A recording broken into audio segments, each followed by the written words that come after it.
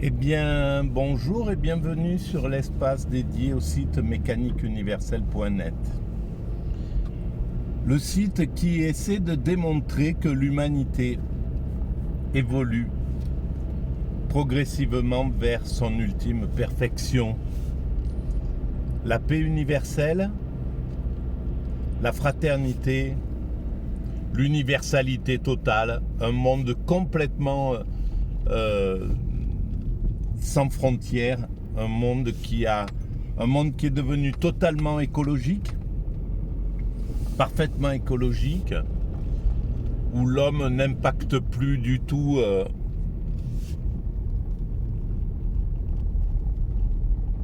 ni lui-même, ni la planète.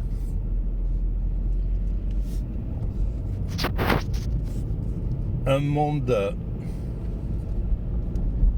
donc d'amour et de fraternité, et un monde qui a atteint le maximum de sérénité pour pouvoir jouir sans difficulté de l'extase. Là, pour l'instant, par exemple, atteindre l'extase, c'est très compliqué pour nous qui sommes les hommes constructeurs de cette perfection. Notre rôle, c'est de construire la perfection. Et donc, on est soumis à nos égos, soumis à nos pulsions, soumis à nos désirs. Et donc, l'extase, c'est quelque chose qui, non seulement nous fait peur, parce qu'on pense que c'est un état morbide, un état où on imagine l'extatique, mais c'est réellement le cas d'ailleurs. On imagine l'extatique comme un moine tibétain, un moine zen qui marche lentement, qui construit rien, qui passe son temps à contempler, etc. Et donc, pour nous, c'est une façon morbide de vivre. Donc on ne peut pas vraiment y trouver du plaisir, le ressentir comme quelque chose de positif. Pour certains, oui, mais ça concerne 0,1% de la population qui va expérimenter, qui va avoir le désir d'expérimenter ce type de sensations. Mais ce sont que des éclaireurs en fait de l'humanité. C'est pas le gros de l'humanité ne peut pas s'intéresser à ça. Et en plus, c'est extrêmement compliqué pour l'homme constructeur d'accéder à cet état parce qu'il faut contraindre ses pulsions. Donc, globalement, il faut se meurtrir, quoi. Hein. C'est celui qui va essayer de le faire à travers le yoga. On voit bien, quand on fait un peu de yoga, on voit bien que c'est quelque chose qui, surtout si on le fait avec cette vision spirituelle, on voit que c'est quelque chose qui est contraignant. Il faudrait le faire tous les jours, pratiquer des heures et des heures pour atteindre ce niveau qui est le niveau de l'éveil. L'extase, c'est l'éveil aussi. C'est cet état-là, le nirvana, etc. Le samadhi. Et donc, il faut un peu c'est très, très compliqué. C'est un petit peu comme un sportif de haut niveau qui doit s'entraîner tous les jours. Donc, c'est pas tout le monde qui a cet état d'esprit-là. Voilà, alors ça, c'est pour la finalité de l'humanité. Nous allons vers ça, nous construisons ce monde pour nos futurs descendants. Et là, je voulais parler évidemment de ce qui occupe l'humanité, une grande partie de l'humanité aujourd'hui, c'est la guerre on peut l'appeler la guerre parce qu'il le nomme ainsi, mais en réalité, c'est le massacre qu'on voit se dérouler sous nos yeux à Gaza. Et alors, il y a mon esprit critique qui s'est mis en œuvre dès le début et contre voilà, contre ce déchaînement de violence de la part de l'État israélien, même si c'est après des crimes contre l'humanité qui ont été perpétrés sur son sol, etc. Mais on sait très bien que ça pouvait pas durer, qu'il y avait un moment où d'un côté ou de l'autre, ça allait exploser. C'est quelque chose qui est humainement obligatoire. C'est idiot de ne pas penser que d'imaginer qu'on peut maintenir sous le boisseau éternellement un groupe humain sous un système colonial, un groupe humain. C'est idiot de pouvoir imaginer que ça peut durer éternellement. C'est malheureusement ce qu'ont imaginé les colons en Algérie. Et quand pendant des années les Algériens disaient bon, il faut arrêter, il faut nous donner l'égalité, il faut nous libérer, on veut bien partager avec vous, mais il faut qu'on ait au moins les mêmes statuts que vous, etc., etc. Il y avait des demandes qui étaient juste logiques. Mais malheureusement, dans l'esprit colonial, c'est impossible de penser l'égalité de l'autre, de penser l'autre comme un égal. Il a construit tout son état d'esprit sur le fait qu'il est supérieur à l'autre. C'est un état d'esprit qui non seulement est bloqué dans l'esprit de ces êtres du colon, quoi, hein, mais en plus il le transmet à ses enfants. Donc c'est de génération en génération, ça se transmet et ça devient quelque chose de pratiquement atavique, ce sentiment d'être supérieur.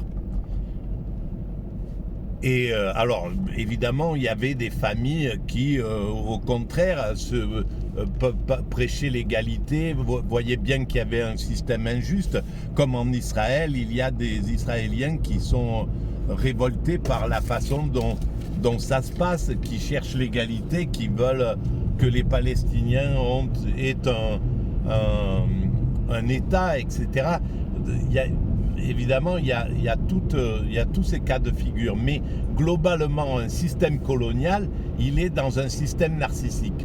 Et c'est très difficile de sortir d'un système narcissique, de libérer un système narcissique, parce qu'il est inconscient. On lui dit, mais tu te rends compte, oui, mais si je fais pas ça, c'est etc., etc. Parce qu'il est basé sur la peur et sur l'oppression et la crainte de la révolte de l'autre qui est toujours présente en fait. Et donc ça l'empêche de réfléchir de façon intelligente. Parce qu'évidemment, quoi qu'il arrive, Israël sera obligé de libérer les Palestiniens. Même si là, admettons, il parvenait encore à ramener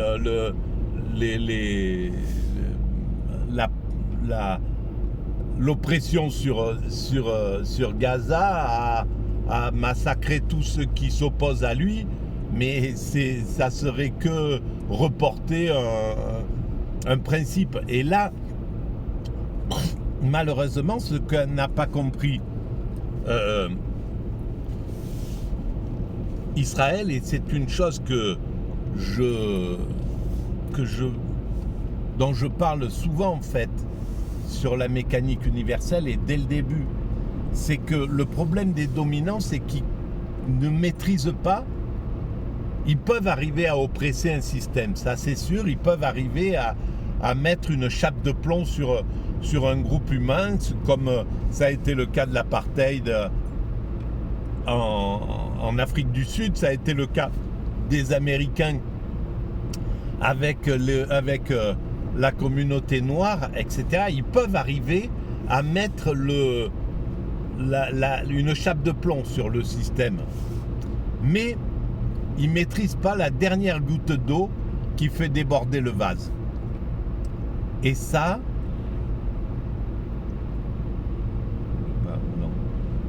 Et donc, il ne maîtrise pas cette dernière goutte d'eau qui fait déborder le vase. Et c'est cette dernière goutte d'eau qui est celle de trop. Et là, il est probable que ce qui se passe à Gaza, c'est justement cette dernière goutte d'eau. Et cette goutte d'eau, c'est elle qui permet de passer d'un mode à un autre, de franchir un échelon de l'humanité, de s'élever d'un niveau dans la conscience humaine.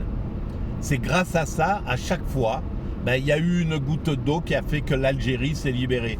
Il y a eu une goutte d'eau qui fait que l'Indochine a mis dehors les Français. Il y a eu une goutte d'eau qui fait que les Vietcong ont mis dehors les Américains, etc.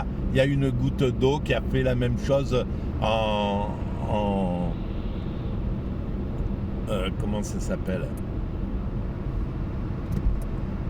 Alors, qu'est-ce qui se passe là?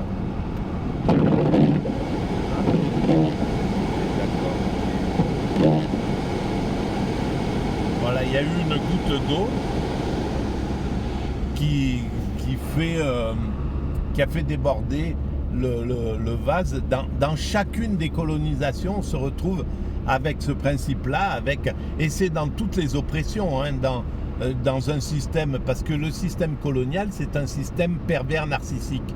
C'est-à-dire, le pervers narcissique, est dans son esprit, il est supérieur à sa victime, à la femme qu'il maintient sous sa coupe. Pour lui, elle est inférieure et c'est légitime, lui, il se sent supérieur. Donc, ils ont une vision grandiose et exagérée de ce qu'ils sont.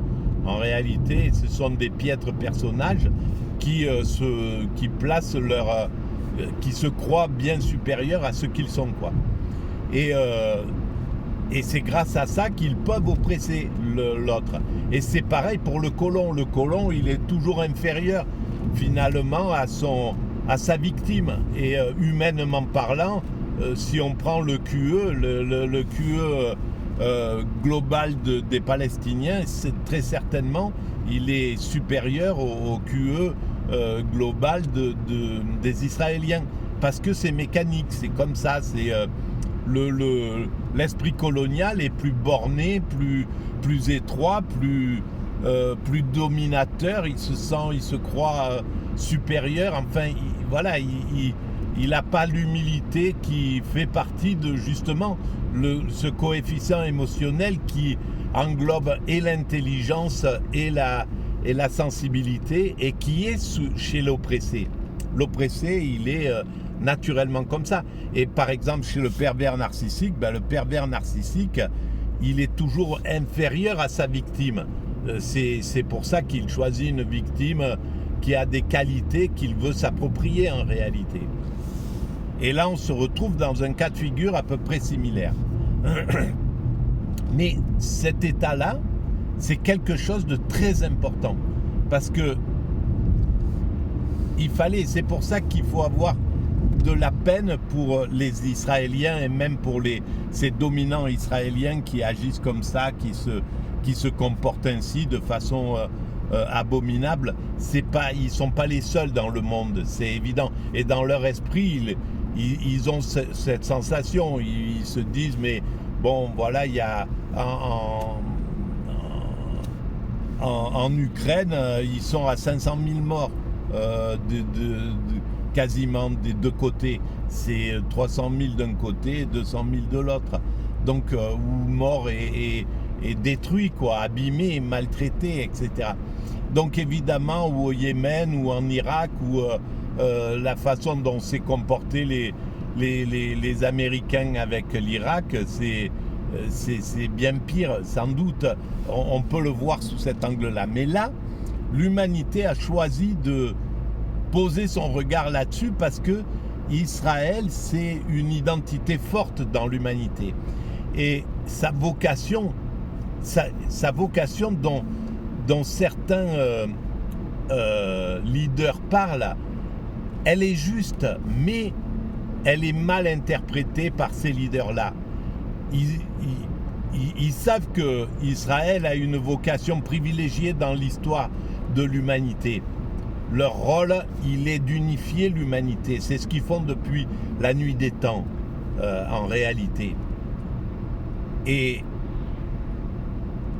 Mais simplement, ils pensent que c'est par la violence que ça doit que c'est par cette autorité, que c'est pas en retrouvant une sorte de toute puissance. Et sauf que ça, c'est l'hubris et ça marche pas. L'hubris, c'est la démesure, le fait de pouvoir imaginer de refaire un grand Israël, etc. En tenant pas compte, et ça c'est le narcissisme qui permet de ne pas tenir compte de la présence de l'autre, de la vie de l'autre. L'autre, il représente rien en réalité. Et donc, de pouvoir dire on peut agir comme ça, ils vont se barrer, etc., etc. Ça marche pas comme ça. Donc, la méthode est pas la bonne. Le fond, le fait que Israël ait une vocation particulière dans l'humanité, qu'il soit, et c'est mon point de vue, qu'il soit les guides, qu'il soit un peuple de guides, c'est à mon sens une réalité. Mais il faut à ce moment-là, et c'est ce qui va se passer à mon sens, c'est que les spirituels, là, Israël est en train de raboter son ego. Le monde entier les critique, et donc ils vont être obligés de perdre cette hubris, cette démesure, ce sentiment de toute puissance, cette exagération. Ils vont être obligés de le faire tomber. Et ça va tomber dans le truc. Et donc c'est les spirituels qui vont prendre le pouvoir derrière. Mais les vrais spirituels, pas les religieux qui vont tirer des pierres sur les Palestiniens. Les vrais spirituels, ceux qui sont un peu comme les Tourei Karta, ces religieux qui s'opposent justement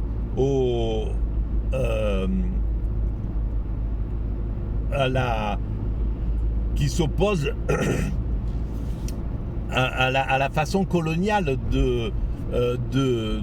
dont se comporte Israël. Ils sont aux États-Unis, ils sont aussi en Israël, ils existent un peu partout, cette communauté.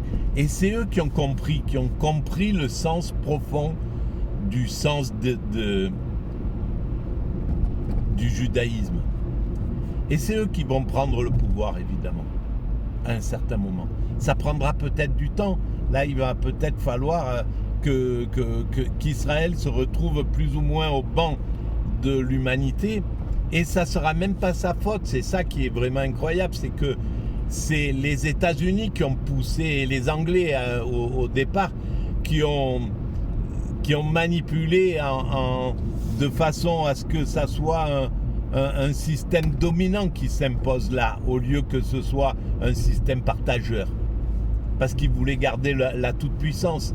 Donc ils se sont organisés pour que Israël soit dans une position de toute-puissance plutôt que dans une position de partage. Ils auraient très bien pu, ça aurait très bien pu être un sionisme spirituel qui s'impose et qui partage complètement et qui fasse une mixité avec les Palestiniens et les chrétiens qui vivaient en harmonie sur cette terre qui est la Palestine, et qu'ils apportent ce qu'ils ont apporté qui était grandiose, c'est-à-dire les kibbutz, la façon de vivre de façon solidaire. Ça aurait très bien pu être, au lieu que ce soit typiquement juif, que ça soit quelque chose d'ouvert. Et je pense que c'est plutôt les États-Unis et les Anglais qui ont poussé à ce que ça soit de façon un peu dominatrice. Ça leur permettait d'avoir un pied-à-terre dans cette région. Et la France, à un moment, avait ça avec le Liban et tout. Et ça, eh ben, malheureusement, ceux qui en prennent le plus dans cette histoire, ça va être les Israéliens. Et c'est injuste. Et donc il est probable que moi, je commence à quoi qu'il arrive, s'il y a voilà, je serai du côté du maltraité. Je suis du côté des Palestiniens là, parce que les Palestiniens sont maltraités. Si les Juifs et si le judaïsme est maltraité, je le défendrai évidemment, parce que c'est comme ça, on va vers ceux qui sont maltraités. Voilà. Et je sens que mon état d'esprit commence à s'équilibrer, d'ailleurs, à ce niveau-là, justement. Parce que c'est vrai que c'était révoltant et c'est légitime, c'est totalement légitime d'aller du côté de la victime. On peut pas exonérer, on peut pas pardonner